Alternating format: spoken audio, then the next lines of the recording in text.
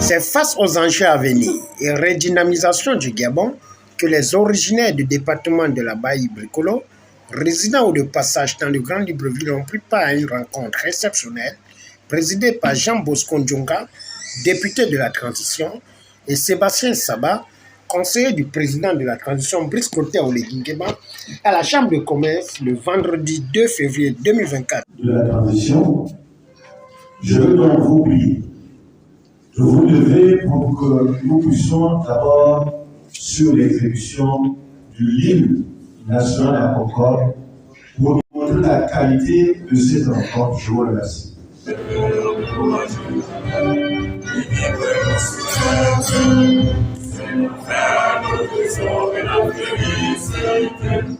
Le Gabon, notre pays, a commencé un nouveau chapitre depuis le 30 août 2023.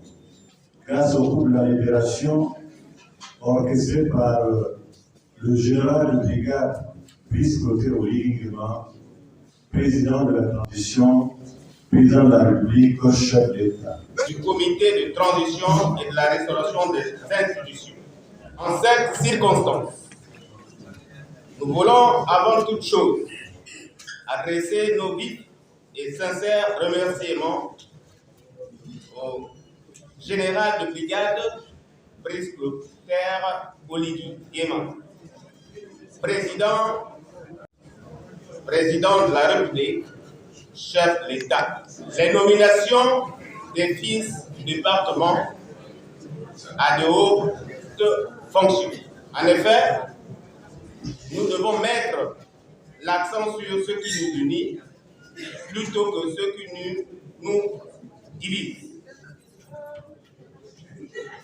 Baïe-Brikolo, jeune département, aspire au développement et au respect de la dignité humaine. Après l'honneur à la concorde et motivation de la rencontre axée sur la restauration et rectification des erreurs, le guide et pierre angulaire du bien-être social de la Baïe-Brikolo invite la convergence et unité des forces vives de la localité à soutenir la vision du CTE qui porte déjà ses fruits suite à plusieurs nominations. L'objectif de cette réunion, disais-je, c'est pour apporter un soutien actif et un accompagnement à la transition que dirige le général de brigade Brice Clotaire Oligui-Nguema, président de la transition, président de la République. Pourquoi Baïe-Brikolo devrait se porter dans ce genre de rencontre? Et tout simplement parce qu'en 5 mois seulement, nous pouvons, à mi-parcours bien sûr, puisque nous sommes dans la période de la transition, faire un diagnostic, faire un développement, une analyse objective pour pouvoir marquer et trouver les éléments de langage liés à la soutenabilité de l'action du CTE.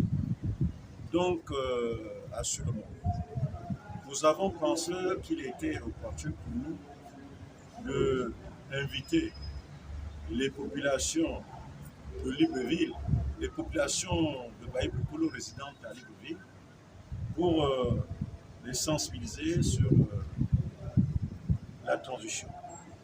Et dans cette sensibilisation, nous avons mis l'accent sur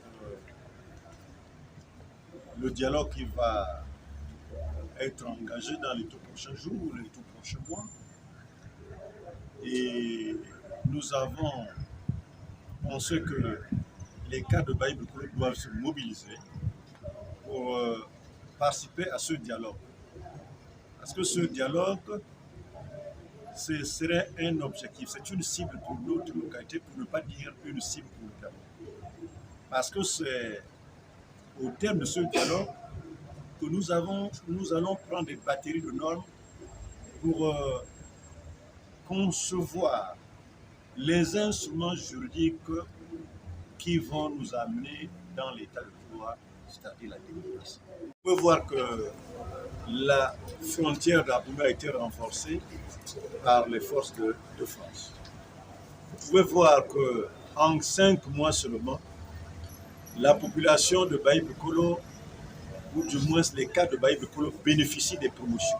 Nous pouvons vous rappeler que dans les acquis, nous avons, par exemple, le centre médical d'Abou vient de bénéficier de l'affectation d'un médecin, d'une sage-femme, d'infirmiers d'État, ce qu'on n'avait pas.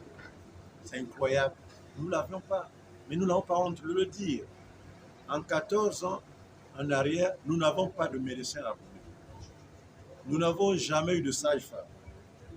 Et donc, nous avons l'espoir et nous comptons énormément sur l'attention. C'est pour cela que nous soutenons fermement, pour ne pas dire activement, nous soutenons et nous accompagnons le comité de l'attention que dirige le président Oligui Nguema.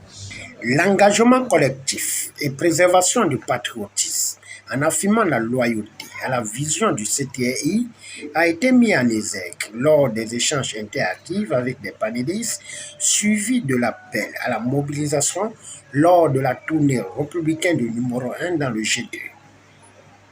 Il convient de noter que cette rencontre a fait tomber son rideau dans une ambiance bon enfant par la remise des jets de maillots et ballons aux jeunes du département.